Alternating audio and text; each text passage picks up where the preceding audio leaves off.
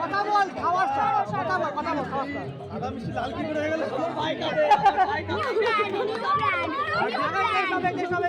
new brand ওকে new brand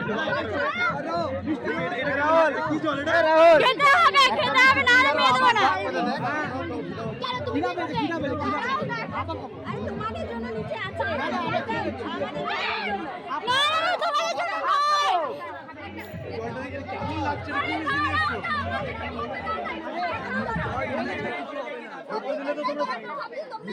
মিষ্টি নিয়ে এসছো দিলে তো তোমরা মিশন সাকসেসফুল তোমাদের জন্য নয় না